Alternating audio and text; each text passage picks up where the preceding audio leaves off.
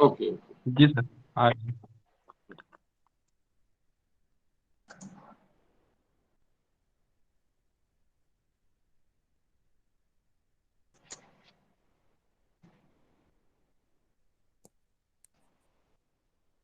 शिक्षा का सामाजिक उद्देश्य, इस पे हम लोग चर्चा कर रहे हैं। स्क्रीन दिख रही है ना?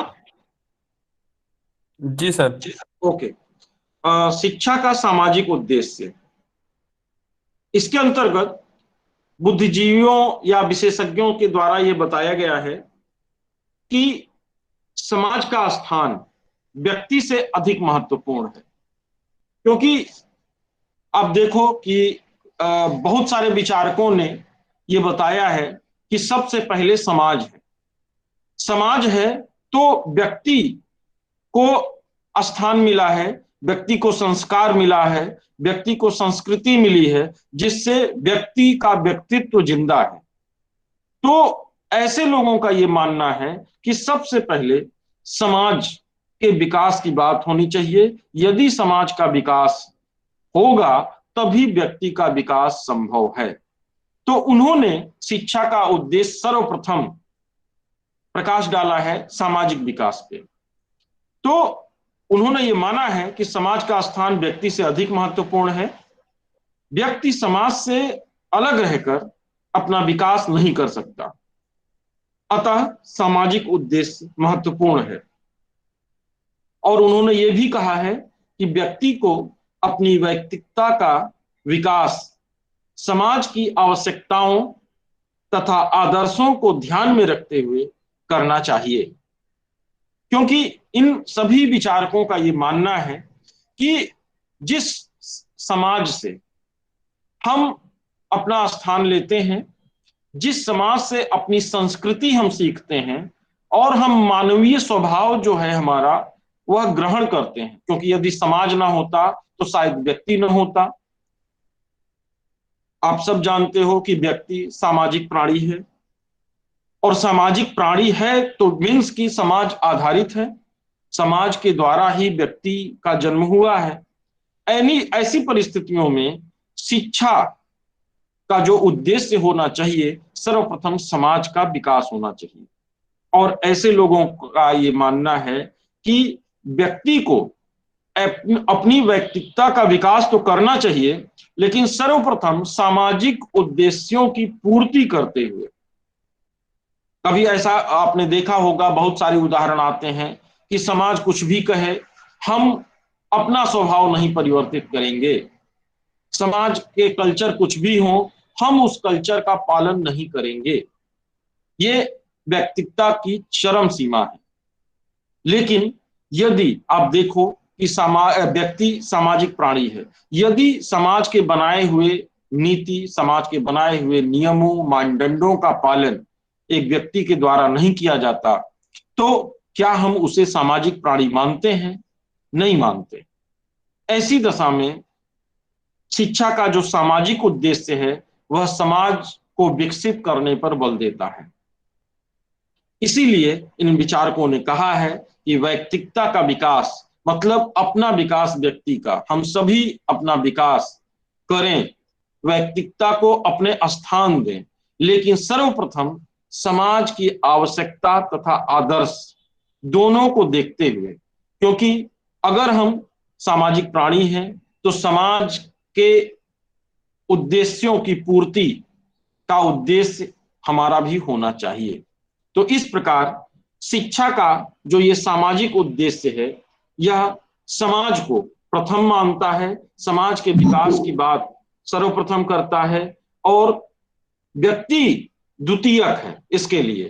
क्योंकि अक्सर परीक्षाओं में भी पूछा जाता है कि शिक्षा के सामाजिक उद्देश्य और व्यक्तिक उद्देश्य में क्या अंतर है। तो सामाजिक उद्देश्य व्यक्ति को द्वितीयक मानता है, समाज को प्राथमिक मानता है, और यह मानता है कि समाज का उद्देश्य, समाज का विकास अगर होगा तो व्यक्ति का भी विकास अपने आप होगा। तो इस प्रकार यह शिक्षा का सामाजिक उद्देश्य है। शिक्षा का व्यक्तिगत उद्देश्य, जो शिक्षा के विचारक हैं उसमें दो प्रकार है उनका। एक प्रकार जो अभी आपने देखा, शिक्षा का सामाजिक उद्देश्य पर वो बल देते हैं कि समाज आधारित व्यक्ति है, इसलिए समाज के विकास को प्राथमिकता देनी चाहिए। लेकिन जो व्यक्तिवादी विचारक हैं शिक्षा के, उनका ये कहना है कि समाज की अपेक्षा व्यक्ति बड़ा है, अतः शिक्षा का व्यक्तिगत उद्देश्य व्यक्ति की व्यक्तिगत शक्तियों को पूर्ण रूपेण विकसित करने पर बल देता है। अर्थात यहां पर इन विचारकों का यह कहना है कि व्यक्तिगत शक्तियों का जब पूर्ण रूपेण विकास होगा तभी समाज का विकास होगा। इनका यह मानना है व्यक्ति है तो समाज है, यदि व्यक्ति ना होता तो समाज की कल्पना नहीं की जा सकती थी। व्यक्ति के आधार पर ही समाज बना है, इसलिए व्यक्ति का जब विकास होगा, जिन दशा दिशाओं में विकास होगा, उसी आधार पर समाज का भी विकास होगा। तो इन्होंने ये माना है कि शिक्षा का उद्देश्य व्यक्तिगत होना चाहिए, व्यक्ति का पूर्ण रूपेण विकास पर बल दिया जाना चाहिए। दूसरा बिंदु जो निकल के आता है व्यक्तिगत उद्देश्य के अंतर्गत, शिक्षा के व्यक्तिगत उद्देश्य में व्यक्ति की अद्वितीयता का ध्यान रखा जाता है।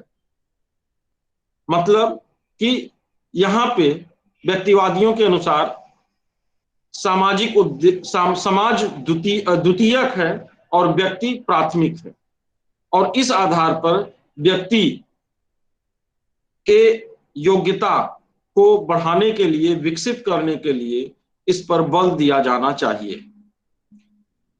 शिक्षा के व्यक्तिगत उद्देश्य पर सबसे पहले जो इन्होंने विचार रखा, और ये माना जाता है कि इस उद्देश्य के जनक टीपी नन महोदय हैं।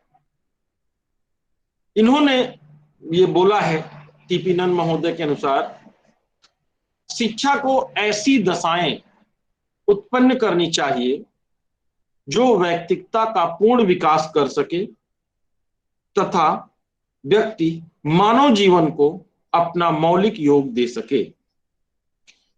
अर्थात इन्होंने ये माना है कि शिक्षा के द्वारा एक ऐसी स्थिति उत्पन्न की जानी चाहिए जिसमें व्यक्ति अपना जो व्यक्ति की आवश्यकता के अनुसार उसकी जो अनुकूलन की क्षमता है, उसके अनुसार अपना वह पूर्ण विकास कर सके। क्योंकि स्वाभाविक है कि जब ऐसी दशाएं समाज में नहीं होंगी, ऐसा अवसर आपको प्राप्त नहीं होगा, आप बहुत प्रयास करना चाहते हो कि हमारा संप्रेषण कौशल बढ़िया हो, हमारा व्यक्तित्व प्रभावशाली हो, हमें बोलने का अवसर प्राप्त हो, हमें कुछ करके दिखाने का अवसर प्राप्त हो। ये सब तब संभव है जब आपको अवसर प्रदान किया जाएगा समाज में, और यह अवसर शिक्षा के द्वारा ही प्राप्त हो सकता है। तो इस पे टीपी नन महोदय ने इसीलिए बल डाला है, और इन विचारवादियों के अनुसार शिक्षा का उद्देश्य व्यक्तिगत होना चाहिए। तो अभी तक हम लोग चर्चा कर रहे थे शिक्षा के सामान्य उद्देश्यों की। दो दृष्टिकोण आपने देखा, प्रथम दृष्टि से दो भाग किए गए उद्देश्यों के प्रकार के। सबसे पहले सार्वभौमिक उद्देश्य, फिर विशिष्ट उद्देश्य। द्वितीय प्रकार से जो द्वितीय उद्देश्य निर्धारित किए गए, वह पहला सामाजिक उद्देश्य और दूसरा शिक्षा का व्यक्तिगत उद्देश्य। ये हम लोगों ने आज सामान्य उद्देश्य की अभी तक चर्चा की। इसमें किसी को कोई प्रश्न जो अभी तक ना समझ में आया हो? मानसी? नहीं सर, आ गया। ओके। हर्षित? जी सर, आ गया समझ। ओके। नितिन? जी सर आ गया। गुड, आप लोग जुड़े हुए हो, गुड।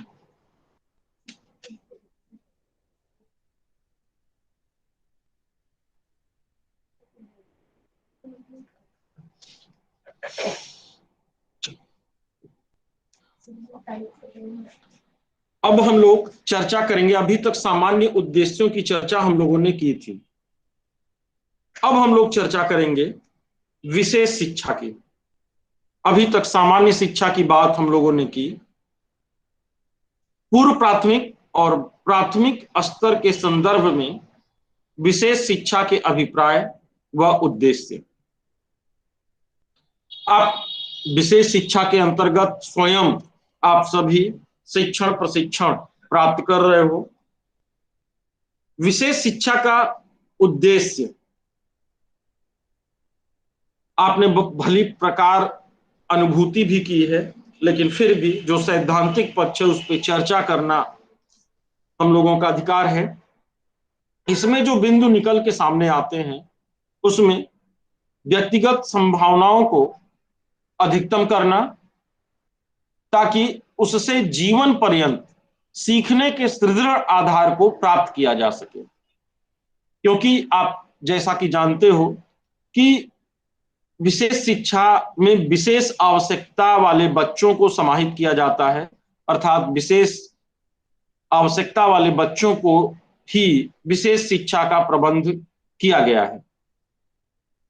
दिव्यांग बच्चों को या विशेष शिक्षा वाले बच्चों में संभावना बहुत अधिक होती है, और उन संभावनाओं को विधिवत रूप से अवसर देके आधार प्रदान करना, यह भी विशेष शिक्षा के उद्देश्यों के अंतर्गत आता है। इसीलिए प्रथम जो बिंदु निकल के आता है उसमें व्यक्तिगत संभावनाओं, यहां पे आशय है उस विशेष आवश्यकता वाले बच्चे के जो व्यक्तिगत संभावनाएं हैं उनको अधिकतम करना, ताकि जीवन पर्यंत, क्योंकि आपने देखा होगा, आपने पाठ्य योजना भी संपादित की होगी, बहुत सारे ऐसे बच्चे हैं जिनमें भले ही दृष्टि का अभाव है, भले ही श्रवण का अभाव है, लेकिन उसके अतिरिक्त बहुत सारी, वो अच्छे गायक हो सकते हैं, अच्छे वादक हो सकते हैं, अच्छे राइटिंग स्किल वाले बच्चे हो सकते हैं, अच्छे नृत्य करने वाले हो सकते हैं। तो इस तरह से बहुत सारी संभावनाएं उसमें बनी होती हैं। विशेष शिक्षा यह अवसर प्रदान करती है कि उन संभावनाओं को अधिकतम करना, ताकि जीवन पर्यंत उनको कोई एक ऐसा आधार दिया जा सके जिससे आगे चलकर वह अपने व्यक्तिगत कौशलों का विकास कर सकें। दूसरा जो बिंदु निकल के आता है उद्देश्य के अंतर्गत विशेष शिक्षा के, समाज संवेगात्मक विशेषताओं, स्वस्थ अभिवृत्ति मूल्यों, आलोचनात्मक चिंतन, सहयोग, संप्रेषण और सृजनात्मकता के कौशलों का विकास करना।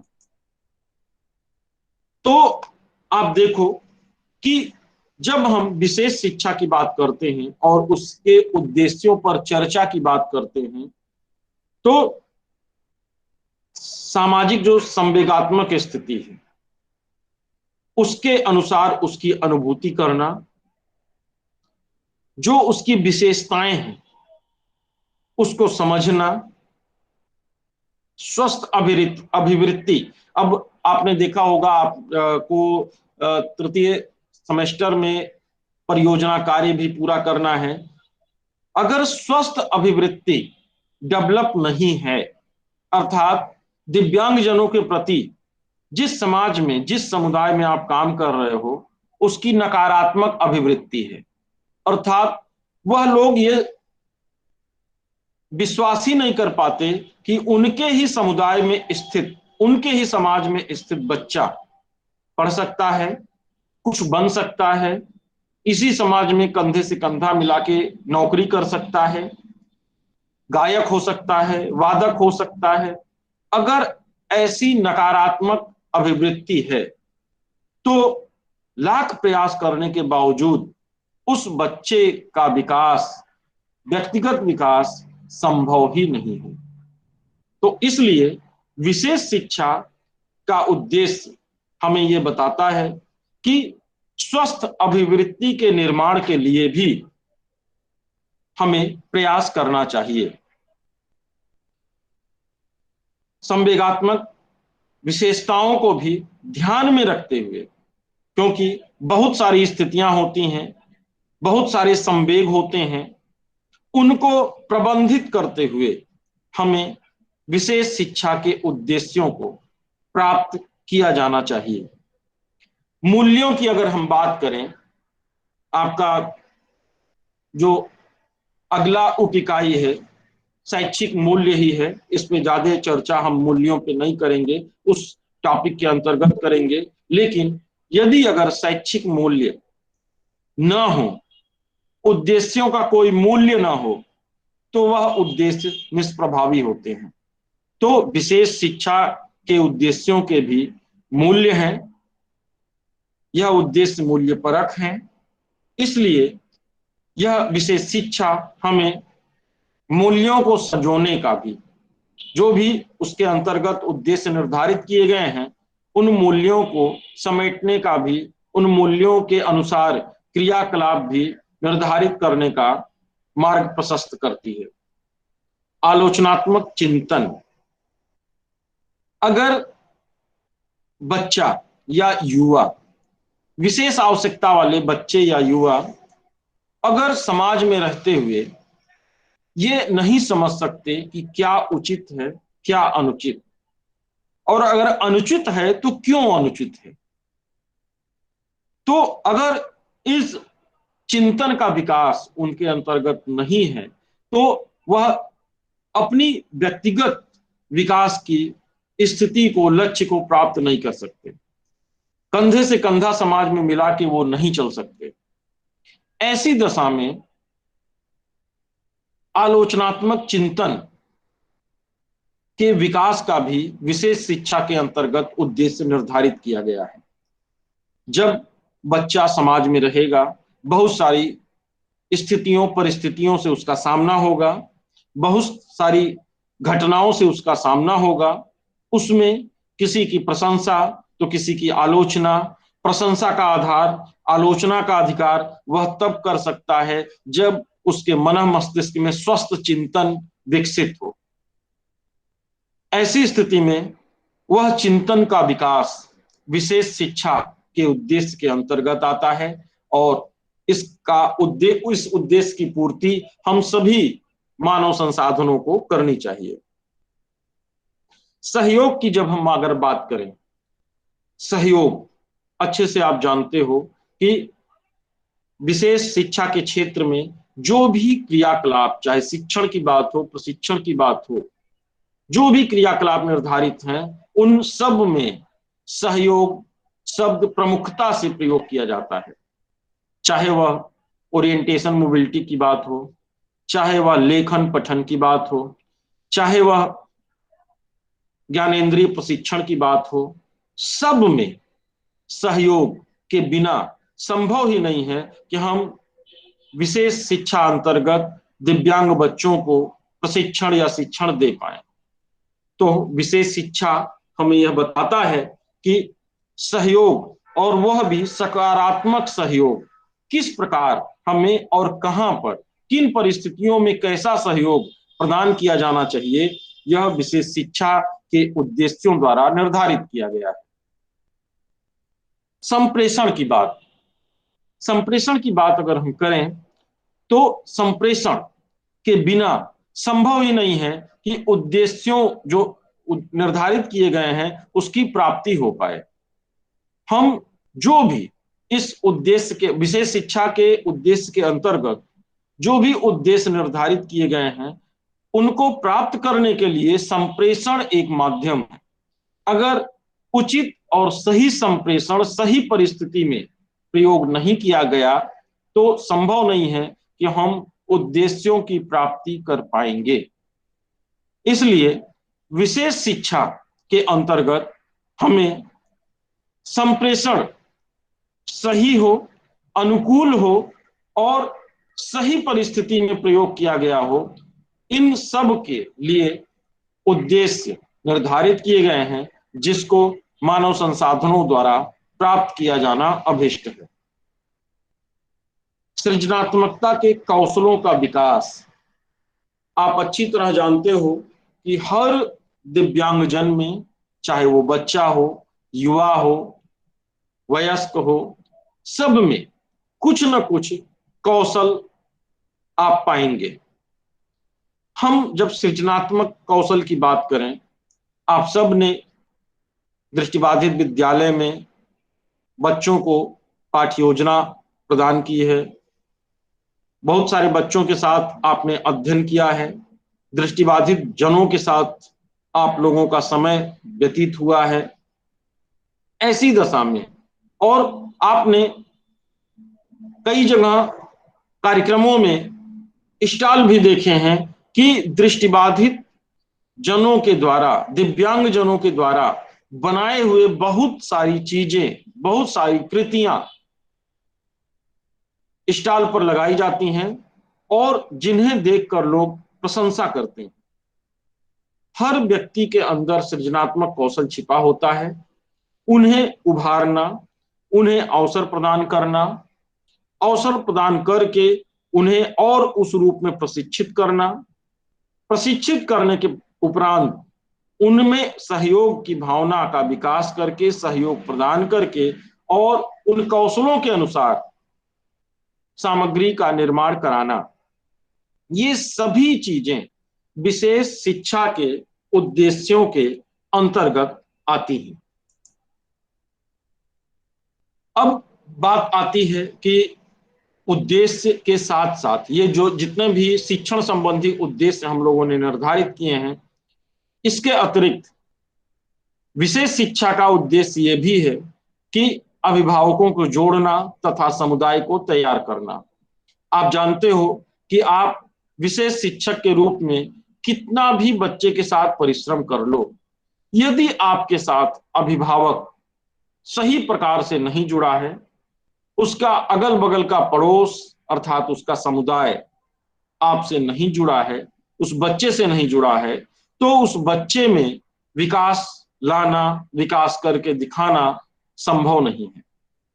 ऐसी परिस्थिति में हमें विशेष शिक्षा का उद्देश्य निर्धारित करना होगा कि एक उद्देश्य यह भी है कि कैसे हम अभिभावकों को जोड़ें और समुदाय को तैयार करें, जिससे बच्चे में जो सांस्कृतिक विकास होना है, जो रीति रिवाज का विकास होना है, जो सहयोग की भावना पर आधारित विकास होना है, वह हो सके और बच्चा समाज के साथ कंधे से कंधा मिला के अपना विकास कर सके। अगला जो बिंदु निकल के आता है, विशेष आवश्यकता वाले बच्चों की शैक्षिक आवश्यकता को जानना तथा उसके अनुसार शिक्षण की व्यवस्था करना। विशेष शिक्षा के अभिप्राय व उद्देश्य के अंतर्गत यह भी एक प्रमुख उद्देश्य है कि हर बच्चा अपने आप में विशेष है, उसकी आवश्यकता अलग है और शिक्षण का माध्यम अलग है। कोई बच्चा साइन लैंग्वेज से शिक्षा ग्रहण करता है, किसी को टच साइन की जरूरत है, कोई बच्चा ब्रेल के माध्यम से, कोई बच्चा लिप रीडिंग के माध्यम से शिक्षण ग्रहण करना चाहता है। तो यहां हमारा उद्देश्य, विशेष शिक्षा का उद्देश्य यह निर्धारित है कि उनकी शैक्षणिक आवश्यकताओं को जानकर उनके अनुसार शिक्षण की व्यवस्था की जाए। सामाजिक जुड़ाव, अगला जो बिंदु निकल के आता है, सामाजिक जुड़ाव वह सहयोगपूर्ण शिक्षा का वातावरण। आप जानते हो कि जब उसका समुदाय उस बच्चे को सहयोग करने लगेगा, उसके भाई बहन, उसके परिवार के सदस्य, उसके पड़ोस के मित्र जब उसका सहयोग करने लगेंगे, तो चाहे समेकित शिक्षा अंतर्गत की बात करें, चाहे समायोजित शिक्षा के अंतर्गत की बात करें और चाहे विशेष शिक्षा की बात करें, सब में अगर समाज, पास पड़ोस और उसके पेयर ग्रुप, उसके मित्र अगर जुड़े होते हैं, तो निश्चित रूप से जो वातावरण निर्मित होगा वह सहयोगपूर्ण शिक्षा का होगा। तो सामाजिक जुड़ाव व सहयोगपूर्ण शिक्षा का जो वातावरण है वह निर्मित होना चाहिए, ऐसा हमारे विशेष शिक्षा का उद्देश्य हमें बताता है।